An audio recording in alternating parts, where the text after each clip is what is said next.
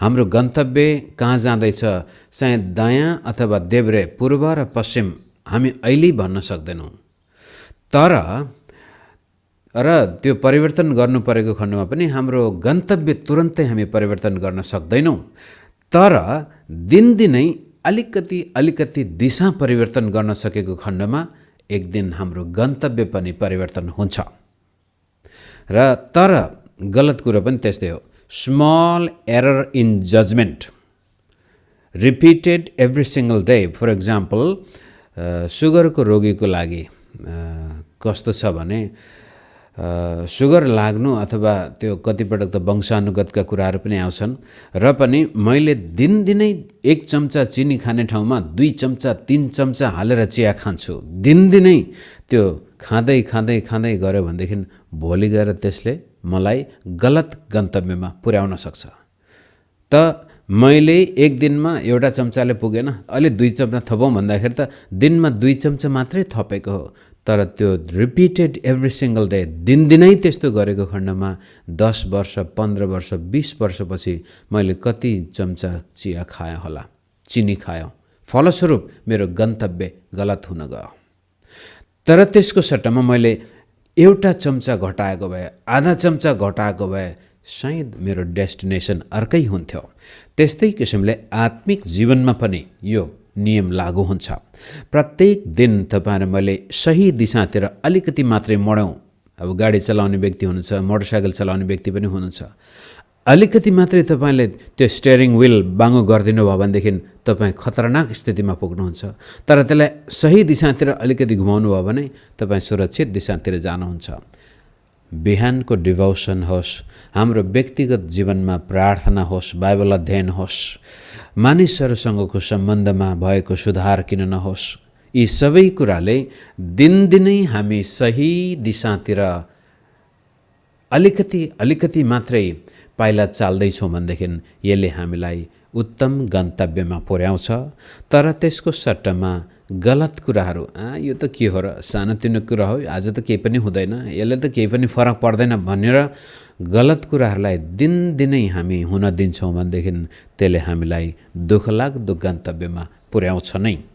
त मेरो आशा प्रार्थना छ कि इसाई समुदायमा, विशेष गरी नेपाली इसाई समुदायमा हाम्रो डिभोसनले यस्तो एउटा विकल्प नेपाली चर्चको सामनेमा राखोस् कि हामी केवल भावनात्मक विश्वासीहरू मात्र नभएर बौद्धिक विश्वासी पनि बन्न सकौँ।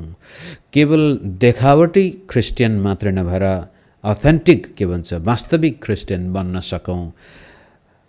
दुःखको कुरो भनिहालौँ, अहिलेसम्मको मेरो आफ्नो मूल्याङ्कन के छ नेतृत्व प्रदान गर्ने भन्दाखेरि नेपाली चर्चको नेतृत्व, अधिकांश नेतृत्वले देखावटी रूप देखाइदिएको छ। कसरी भन्नुहुन्छ भनेदेखि जसरी हुन्छ चर्चको संख्या बढाऊ, विश्वासीको संख्या बढाऊ, चर्चको र विश्वासीको संख्या बढाएर रिपोर्ट लेख्न पाऊँ, रिपोर्ट लेखिसकेपछि दातालाई खुसी पार्न पाऊँ, त्यति भनेपछि उनीहरूको भौतिक उद्देश्य पूर्ति हुन्थ्यो। र चर्चको मिसनको यी ठुला सम्प्रदायहरूको मुख्य लक्ष्य भनेको नै कसरी हुन्छ हाम्रो डिनोमिनेसनको, हाम्रो सम्प्रदायको, हाम्रो चर्चको संख्या बढोस् र त्यसपछि वार्षिक हो कि अब त्रैमासिक हो कि त्यो रिपोर्टहरू राम्रो बनाउन सकौँ। नेतृत्वको मुख्य लक्ष्य त्यो भइदियो। फलस्वरूप विश्वासीमा न त बौद्धिक न आत्मिक विकासको चिन्ता भयो, संख्यात्मक चिन्ता मात्रै भयो। फलस्वरूप मण्डली विभाजन हुने, विश्वासीहरूमा वितृष्णा आउने भने अर्को एउटा पक्ष पछि डेभलप हुँदै गयो, अहिले हुँदैछ। त्यो चाहिँ विश्वासीलाई अन्धविश्वासमा लगाइदिने, अर्थात् म अगमवक्ता हुँ, म प्रेरित हुँ, म चङ्गाइकर्ता हुँ, म यस्तो गर्छु, मेरो सेवामा जोडिनु भयो भने, मलाई भेटी पठाउनु भयो भने तपाईहरुलाई यस्तो हुनेछ त्यस्तो हुनेछ भनेर झाँक्रीवाद पनि अर्को एउटा आयो विश्वासीहरूमा, नेपाली चर्चमा। फलस्वरूप आज धेरै विश्वासीहरू भौतारिएका छन्। कहिले यो अगमवक्ता कहाँ, कहिले त्यो अगमवक्ता कहाँ, कहिले यो प्रेरित, कहिले त्यो प्रेरित, कहिले यो पास्टर, कहिले त्यो पास्टर। को चाहिँ पास्टरले छुँदाखेरि विश्वासी लड्छ, को चाहिँ उफ्रिन्छ, को चिच्याउँछ। दुईतिरबाट आज नेपाली इसाई समाजमा एक किसिमले कमजोर जग बसालिएको छ र विश्वासीहरूमा जुन प्रकारको आत्मिक, शारीरिक, भौतिक, बौद्धिक सफलता आउनुपर्ने हो त्यो हामी देखिरहेका छैनौँ। अथवा यसलाई फेरि अङ्ग्रेजी शब्द small error in judgement repeated every single day, हरेक दिन गलत दिशातिर चालिएको सानातिना कदमले हामीलाई गलत गन्तव्यमा पुर्याउँदैछ। अनि यो गलत गन्तव्यमा तुरन्तै हामी पुग्दैनौँ, यसको लागि धेरै वर्ष लाग्छ।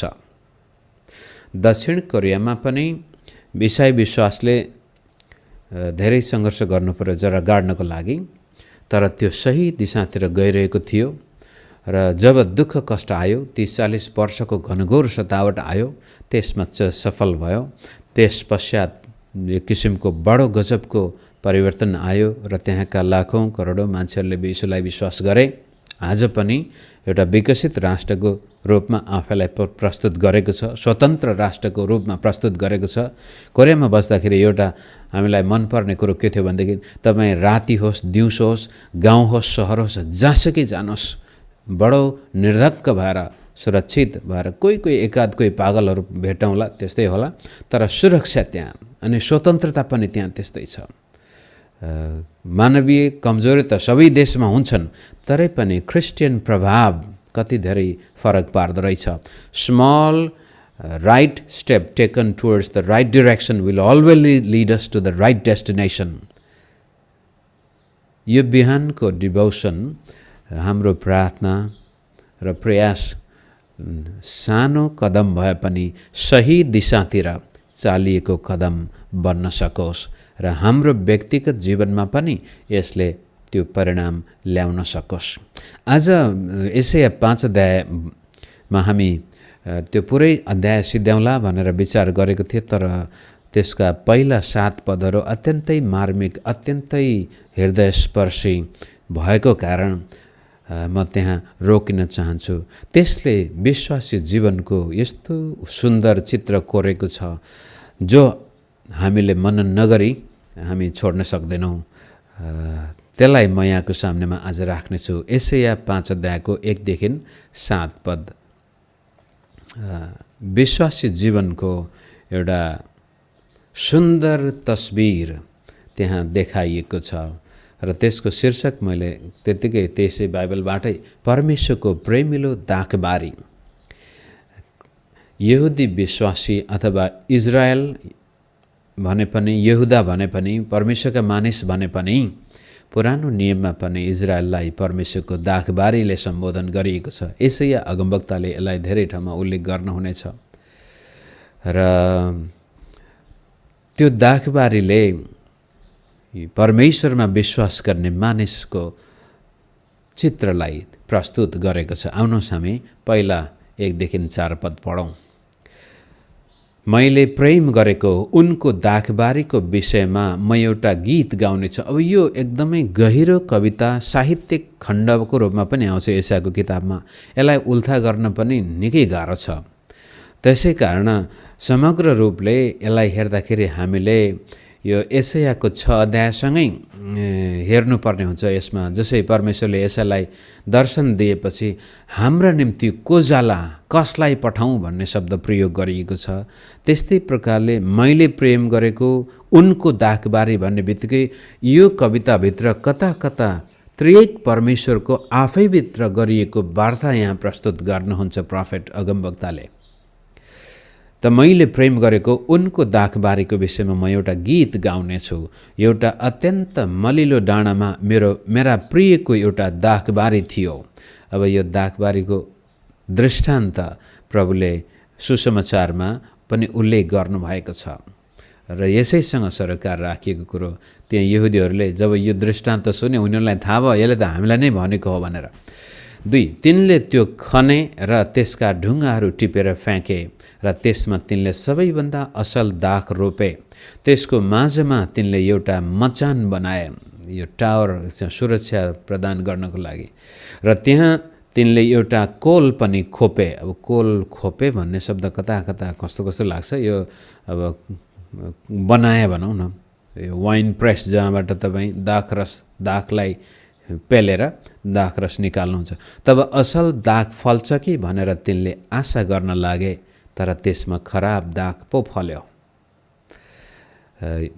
माथि हेर्नुहोस्, प्रेमिलो दाखबारी, उनले प्रेम गरेको दाखबारीको बारेमा म एउटा गीत गाउनेछु, कविता भन्नेछु। र त्यो दाखबारी अलि मलिलो डाँडा भन्नाले त्यो एकदमै उच्च स्थानमा, प्रायःजसो यो इजरायल, यो भूमध्य सागरको सेरोफेरोमा भएका देशहरूमा दाखबारीको निकै ठुलो महत्त्व हुन्छ। र दाखबारी त्यस्तै ठाउँमा राखिएको हुन्छ जो अलिक माथिल्लो स्थानमा छ र हावा, घाम, पानी सबै त्यहाँ प्रशस्त पुग्ने। र विशेष Israel, Lebanon, Syria, Turkey, Greece, Italy, France, Spain, यी सबै पोर्चुगलदेखि लिएर यो मोरक्को माथि उत्तरी अफ्रिकाका यी देशहरूमा दाखबारीको धेरै ठुलो महत्त्व छ। र आज पनि तपाईँले विश्वका यो के भन्छ वाइन प्रोड्युसिङ कन्ट्रिजहरूमा यिनै भूभागबाट बढी मात्रामा आउँदछ। त्यहाँका वाइनहरू धेरै महँगा पर्दछन्। र यो मलिलो ठाउँमा राखिएको दाखबारी, खनजोत गरिएको दाखबारी, ढुङ्गाहरू टिपेर सबै फाँकेको छ। त्यहाँ उत्तम प्रकारको दाख पनि रोपिएको छ र त्यसलाई सुरक्षा प्रदान गर्न त्यहाँ टावर पनि बनाइएको छ। र त्यसपछि फलेर जम्मा गरिएका दाखहरूलाई पेल्नको लागि, त्यसबाट दाखरस बनाउनको लागि कोल पनि त्यही नै छ। र अब त्यो दाखबारीको मालिक पर्खेर बसेको छ असल फलको लागि। तर दुःख लाग्दो कुरो, त्यसले त खराब दाख पो फल्यो भनेर उल्लेख गरेको छ। यो खराब भन्नाले जसै वाइल्ड ग्रेप्स भनेर अङ्ग्रेजीमा भनिएको छ। तपाईँले ऐरेलु पो सुदूरपश्चिममा काँक्रा र ऐरेलु उस्तै देखिन्छन्। मलाई थाहा छैन हाम्रो अरू भूभागमा फल्छ फल्दैन यो ऐरेलु, हेर्दा उस्तै छन्। र कहिलेकाहीँ एकदमै तिर्खा लागेको बेला, भोक लागेको बेला जाँदाखेरि ओहो काँक्रा भेट्यो भनेर तपाईँले त्यसलाई टोक्नुभयो भनेदेखि यति तितो हुन्छ ऐरेलु, मुखै बाङ्गो बनाइदिन्छ। त्यस्तै प्रकारले असल दाख र त्यसको दुश्मन यो वाइल्ड ग्रेप, यो पोइजनस भन्ने छ। असल जङ्गली खराब मात्र नभएर यो विषालु दाख पो यसले दियो। यसले त खानेलाई जीवन दिनुको सट्टामा यसले त मृत्यु पो ल्याउन सक्छ।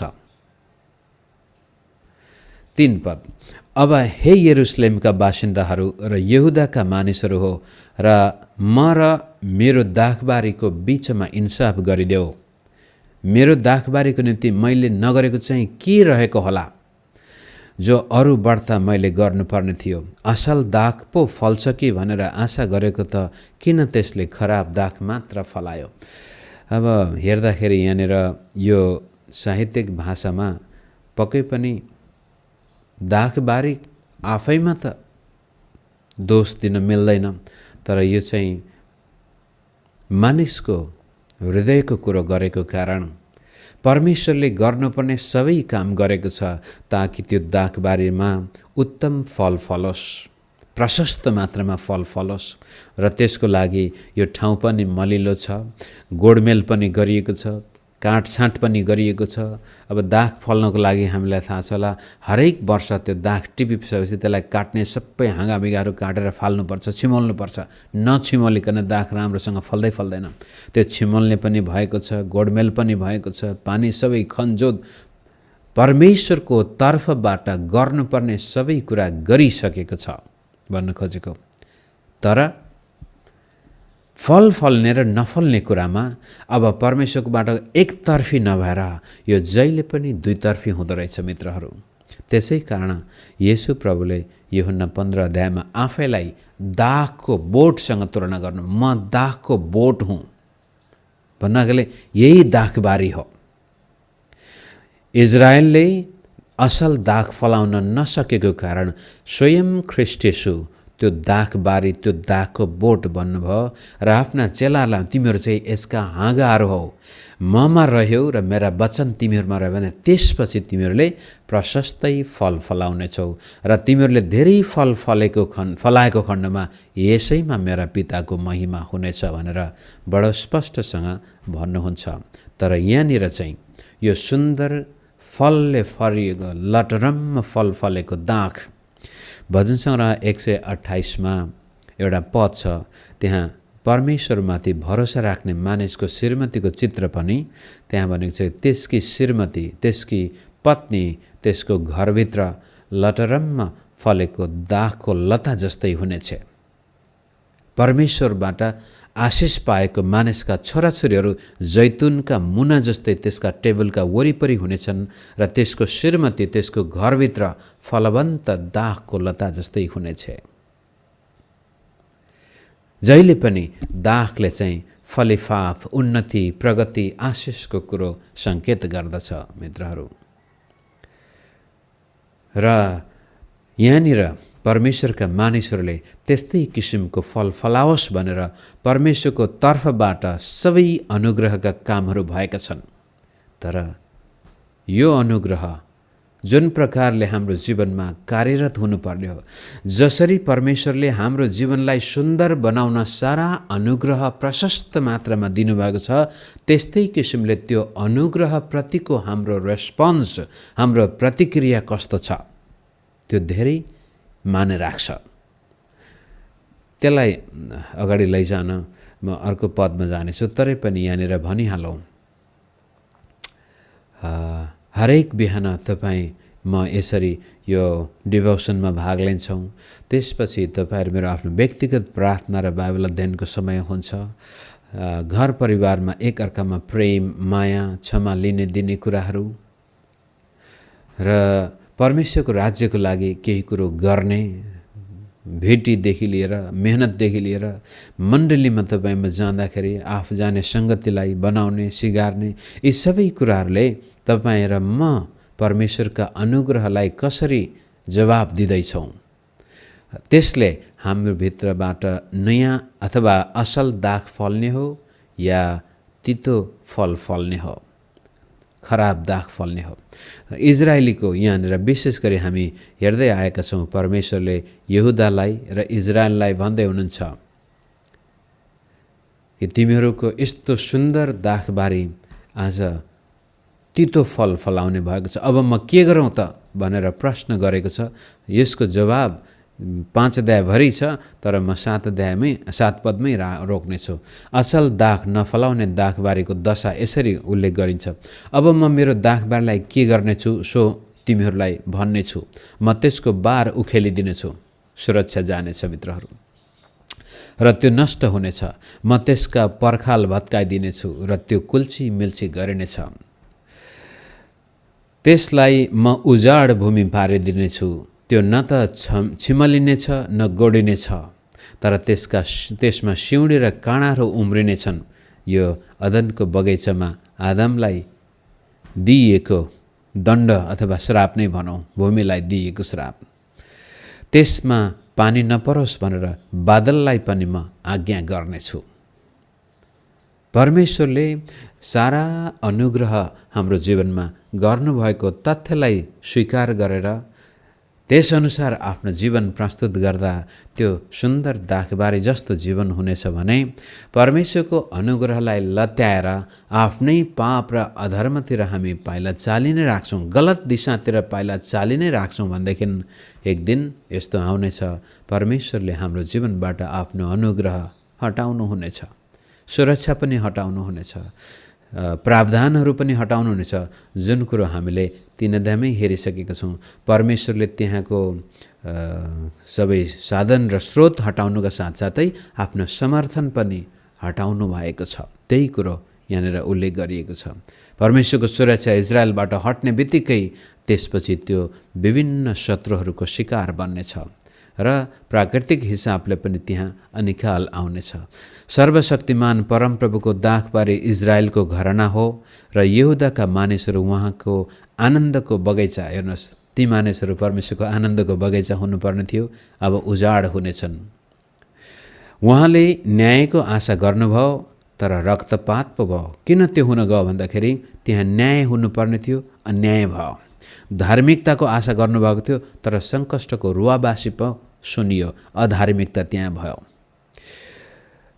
परमेश्वरले इजरायल देशलाई जब दोष लगाउनुहुन्छ, त्यसमा 2-3टा कुराहरू आउँछन्। एउटा पहिलो कुरो, जहिले पनि उनीहरूले आफ्नो मुक्तिदातालाई छोडेर अन्य चिजवस्तु पूजा गर्छन् र त्यसपछि अन्याय अत्याचार त्यहाँ हुन्छ।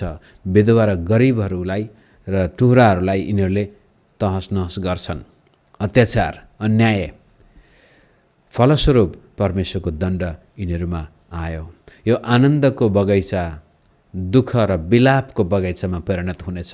र 5 अध्यायको 8 पददेखि अन्तिम समय भोलि हामी हेरौँला कि कसरी परमेश्वरले यो सुरक्षा उठाइदिएपछि यिनीहरूको त्यो सुन्दर प्रेमिलो फलेफाप हुने दाखबारी उजाड पारिनेछ, दुःख कष्ट र कहाली लाग्दो बन्नेछ।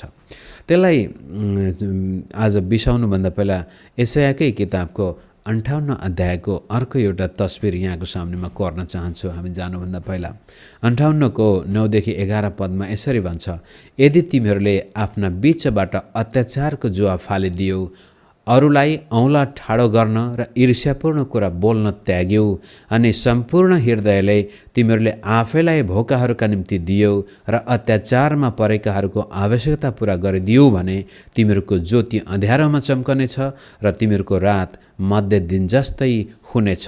परमप्रभुले तिमीहरूलाई निरन्तर डोर्याउनु हुनेछ र घामको उखुम गर्मी परेका ठाउँहरूमा पनि तिमीहरूलाई सन्तुष्ट पार्नुहुनेछ र तिमीहरूका हाडहरूलाई बलिया पार्नुहुनेछ। तिमीहरू प्रशस्त पानीले भिजाएको बगैँचा झैँ र नसुक्ने पानीको मूल झैँ हुनेछौ।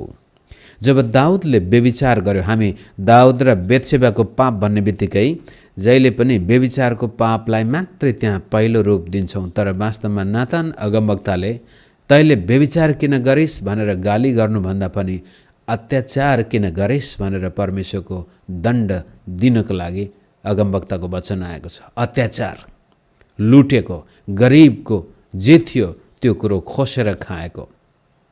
त्यसै कारण मित्र, मानव जातिमा जहाँ जहाँ अत्याचार हुन्छ, जहाँ जहाँ निर्दोष मानिसको रगत बगाइएको हुन्छ, त्यहाँ चाहे त्यो क्रिस्चियन राष्ट्र होस् चाहे गैर क्रिस्चियन राष्ट्र होस्, त्यहाँ परमेश्वरको दण्ड कसरी कसरी आउँछ।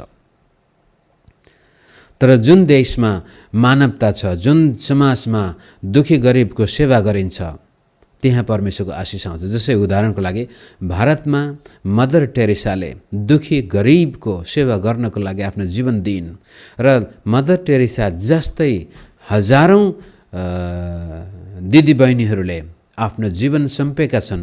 यो मिसनरिज अफ च्यारिटी भन्ने एउटा संस्था छ जो काठमाडौँमा पनि यो चाबेल नजिकै कस्तो ठाउँ पनि बिर्सिन थालेछु, तिनीहरूको एउटा अफिस छ। मिसनरिज अफ च्यारिटीको मुख्य उद्देश्य दुखी गरिबको सेवा गर्नु हो। तर आज भारतमा केही दिन अगाडि यिनीहरूको ब्याङ्क खाता सरकारले बन्द गरिदिएको थियो। कारण आज यो सरकार केवल यो दुखी गरिबको सेवाको मतलब छैन, तर धार्मिक अतिवादलाई अपनाएको कारण यो मिसनरी भन्ने बित्तिकै उनीहरूको लागि यो आतंक फैलाउने, मिसनरी, सुसमाचार, येशू ख्रीष्ट, प्रेमको सन्देश भन्ने बित्तिकै आज परमेश्वरको विरुद्धमा गएको समाज थर्कमान हुन्छ। र मिसनरिज अफ च्यारिटिजको ब्याङ्क अकाउन्ट पनि भारत सरकारले बन्द गरिदियो। तर त्यसको प्रायःजसो चारैतिर आलोचना भएपछि एक दिन अगाडि त्यो ब्याङ्क खाता फेरि खोलेको छ। परमेश्वरले भन्दै हुनुहुन्छ, यदि तिमीहरूले अत्याचारको जुवा फाल्यौ र दुखी गरिब र असहायको सेवा गर्नु, तिमीहरूमा मानवता आएको खण्डमा र परमेश्वरलाई पुकारा गरेको खण्डमा, त्यसपछि म तिमीहरूलाई सन्तुष्ट पार्नेछु। तिमीहरूको अँध्यारो पनि ज्योतिमा चम्कनेछ रात पनि दिनमा परिवर्तन हुनेछ। तिमीहरू सन्तुष्ट हुनेछौ, हड्डीहरू बलियो हुनेछन्, तिम्रो शरीरमा चङ्गाइ आउनेछ र प्रशस्त पानीले भिजाएको बगैँचा जस्तै तिमीहरू हुनेछौ। त यो नहुनुको कारण अर्को एउटा पद पढेर अर्का अगमवक्ता यिर्मयाले पनि 17को 7देखि 10मा यसरी लेख्नु भएको छ यो बगैँचाको कुरो गर्दाखेरि। तर त्यो मानिस धन्यको हो जसले परमप्रभुमा भरोसा राख्दछ, जसको आशा परमप्रभु हुनुहुन्छ। त्यो पानीको किनारमा रोपेको रुख जस्तो हुनेछ, जसले आफ्ना जराहरू खोलाका किनारसम्म फिजाएको हुन्छ। गर्मी हुँदा त्यो डराउँदैन, त्यसका पातहरू सधैँ हरियै हुन्छन्। खडेरीको समयमा त्यसलाई केही चिन्ता हुँदैन र त्यसले फल फलाउन कहिल्यै चुक्दैन। यति भनिसकेपछि अब क्रक्स अफ द म्याटर भन्छ, मुख्य गुदी कुरा चाहिँ 9 पदमा, मानिसको हृदय सबै कुराभन्दा छली हुन्छ र त्यसलाई निको पार्न सकिँदैन। त्यसलाई कसले जान्न सक्छ र? हरेक मानिसलाई त्यसको चाल अनुसार र त्यसका कर्मको फल अनुसार इनाम दिनलाई म परमप्रभु मानिसको हृदय तलास गर्छु, त्यसका मनको म जाँच गर्छु। अब त्यो दाखबारी, सुन्दर दाखबारी असल दाखको फलले भरिएको हुने या उजाड हुने मानिसको हृदयले निर्णय गर्दो रहेछ। यिर्मयाले नै यसै अध्यायको 5 र 6 पदमा श्रापित हो त्यो मानिस जो मानिसमाथि भर पर्दछ, त्यो यस्तो यस्तो उजाड हुनेछ भनेको छ। तर धन्य हो त्यो मानिस जो परमेश्वरमा भरोसा राख्दछ, अर्थात् आफ्नो हृदयबाटै परमेश्वरलाई उसले विश्वास गरेर आफ्नो हृदयलाई सुरक्षित राख्दछ, आफ्नो हृदयलाई दूषित हुनबाट बचाउँदछ। र प्रभु येशूले नै भनेको जस्तै मानिसको हृदय जुन कुरोले भरिएको छ त्यही कुरो त्यसको मुखबाट निस्कन्छ र त्यसैले त्यसलाई शुद्ध र अशुद्ध पनि बनाउँछ।